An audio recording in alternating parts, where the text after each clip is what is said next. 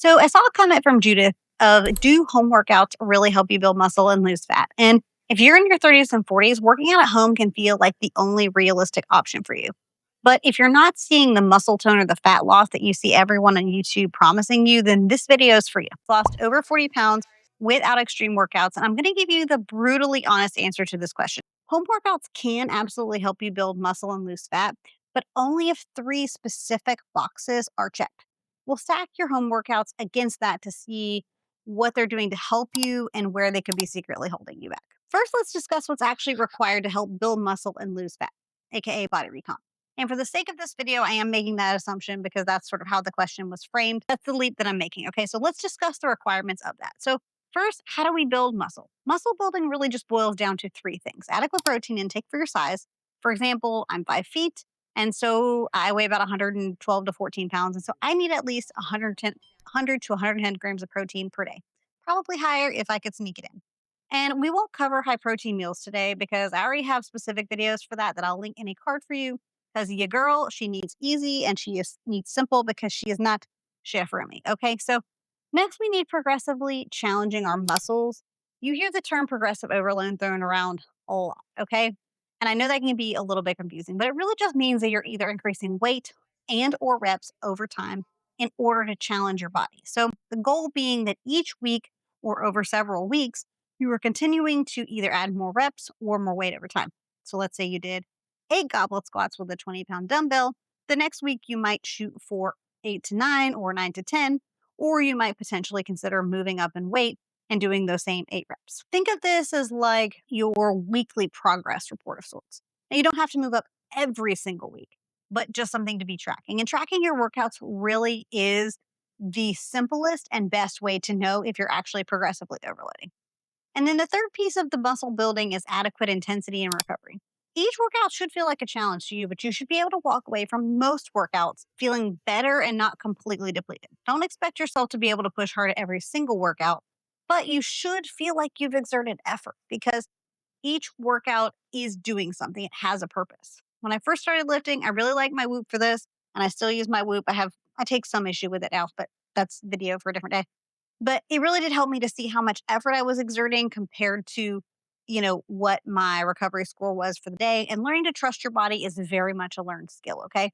And I'll link a video about like figuring out about picking the right weights and dumbbells and stuff for your workouts in a link here on the screen. I'll link one for you if you want to see that in action. Okay. Okay. Now let's see if your living room workouts can actually do that for you. Okay. So the question is, can home workouts really check all of those boxes for you? Well, first, let's start with intensity. Often the makings of an early gym will likely include things like bands or maybe body weight. As dumbbells can get pretty pricey. I know I've seen them get like really expensive, but I'll link my beginner's home gym guide for you in a card if you want to hear about how I built my own home gym. And it did take time, but as you see, I have a fair amount of equipment now. But if you're brand new to strength training, body weight calisthenics moves like push ups and things like bands can absolutely be an effective strategy as a jumping off point. There will be a point, though, I think, where you will need to transition to dumbbells. And I personally think the dumbbells are the most effective way to build resistance training at home. So, dumbbells really, in my opinion, are the best way at home. But you can also get creative and you can mix your bands and your dumbbells until you can afford heavier loads because most dumbbells, a good price for a dumbbell is $1 a pound. So that means a 60-pound dumbbell is going to cost you $60. But I personally find if I can get them on sale and I save up for them, that's the best way that I've been able to build my home gym. And for me, it's the path of least resistance. Some people actually may find because of that, it may actually just make more sense monetarily for you to just get a gym membership. But for me, the path of least resistance actually is the workout at home because all I have to do is walk over here and my dumbbells are sitting right in front of me. But regardless of whether you work out with bands or if you're working out with dumbbells, the rules of progressive overload don't change. They still apply. More weight, more reps. Because your muscles are kind of like your teenager, right? If you don't give them a reason to grow up, they're not gonna. So next is progression. And this isn't about the weights themselves so much as it is the programs. And why I suggest choosing a program, not just random workouts when you're learning. If you're changing up your workouts too often, the exercises or the weights, you're likely not stimulating a muscle enough for them to actually grow. The boring basics, right? The ones that work are things like doing an RDL in several workouts per week and consistently building those muscles to build your posterior chain. And lastly is consistency. And a home workout, just like the gym, needs to remain consistent. One workout per week forever isn't going to change your body. Now, I'm not saying you shouldn't work out. What I'm saying is some will always be better than none. But if you really truly want to see progress, you do have to make an effort toward actively progressing. And that includes the amount of time that you're working out to an extent. But often at home, there are things like kids, distractions, housework, etc. And so it can definitely make the consistency piece more difficult. But again, like I said earlier, sometimes it's the path to least resistance. And at that point, the decision is really yours. So now on paper, this all feels simple enough, right?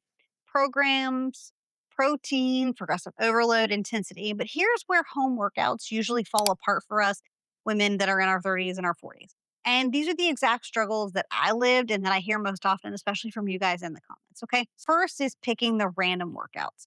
You guys, if you take nothing else from this video, you need a solid strength plan, okay, from someone who knows what they're doing. And if that's not you, that's okay. It doesn't have to be you. There are so many solid creators online who make free workout programs. I will link my video for you in a card. So about choosing the right program for you, if that will helpful to you. But in the short version of it is that you need a plan that offers you strength and progression, not one that's just chasing sweat. And then the emotional side of things being the guilt and perfectionism.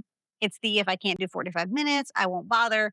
And honestly, I think that's probably one of the hardest parts to overcome is the like perfectionism, but some will always be better than none. And it's extremely helpful for you to set things like SMART goals. SMART goal meaning specific, measurable, achievable, realistic, and time bound. So if you're ever feeling like a failure because you only did a 20-minute home workout instead of the 60-minute program you bought, that's really not you failing. That's your all or none system that's actually failing you. So it's not that you can't get results at home because you absolutely can. And my body has been entirely built from my nutrition and my workouts at home. I occasionally go to the gym, but this is mostly Body at Home by Caroline. And listen, if you're finding this video useful or helpful in some way, make sure you give it a thumbs up to let you to know that it's useful and helpful. So it'll share it out to others who also like no nonsense fitness. If you are in that situation where home workouts are your only option, then you're absolutely not doomed. You can build a program. You just need a smart approach for the smart woman that you are. If you want to know what actually works, I'm going to give you that video here to click. If you want to be able to find the best workout programs on YouTube, I give you a 4-step system. And then here's a video that I will give you if you would prefer for me to just tell you how you might program a 20-minute workout based on the conditions that you have, if that format feels better for you. So make sure you subscribe if you haven't done so already if you like no nonsense fitness without extremes. And until next time.